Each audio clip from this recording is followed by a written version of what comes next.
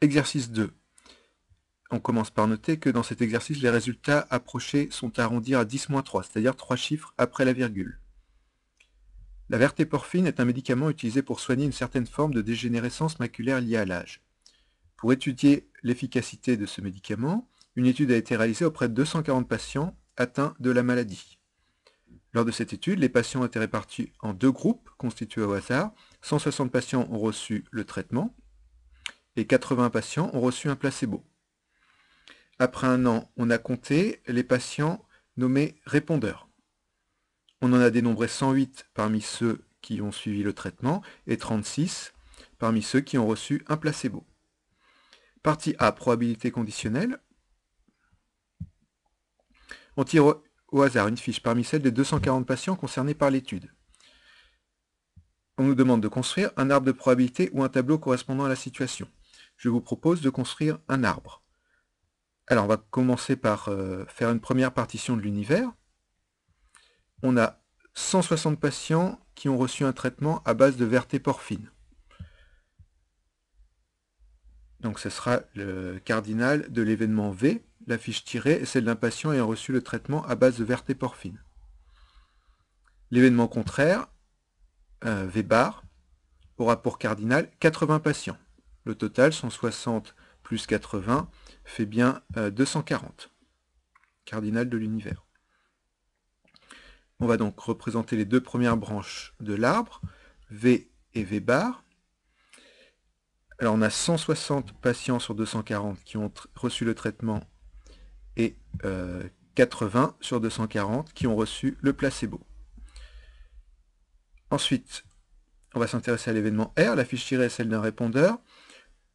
Parmi les patients qui ont suivi le traitement, 108 sont des répondeurs. Donc on en a 108 sur 160. Et 36 sont des répondeurs parmi ceux qui ont reçu le placebo. 36 sur 80. On va donc pouvoir compléter l'arbre avec à chaque fois 2 branches, R et R bar. Probabilité de R sachant V, ça c'est pas P de R, c'est P de R sachant V, c'est 108 sur les 160 patients qui ont reçu le traitement. Donc il reste P de R bar sachant V, 52 sur 160. Même chose pour V bar. Parmi ceux qui ont reçu le placebo, on a 36 répondeurs sur un total de 80 qui ont reçu le placebo, et donc il reste 44 qui ne sont pas répondeurs sur un total de 80. Calculer P de R et V. Alors P de R et V, c'est la probabilité du chemin qui passe par V et par R.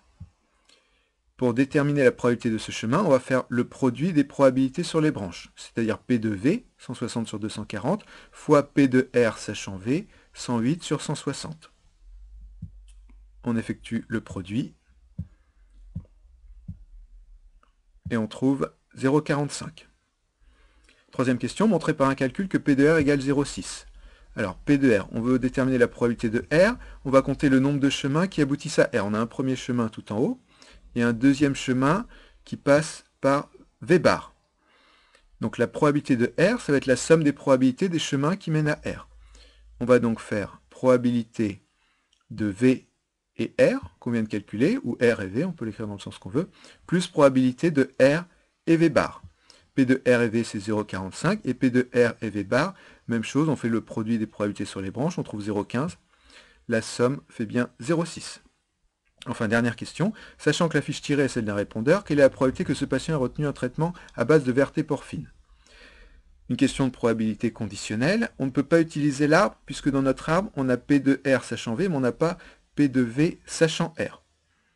Donc pour déterminer P de V sachant R, on va utiliser la formule, lui en cours. C'est P de R et V, et comme c'est sachant R, on divise par P de R. P de R et V, on l'a calculé à la première question, 0,45. Et P de R, c'est donné à la question 3, 0,6. On obtient 0,75.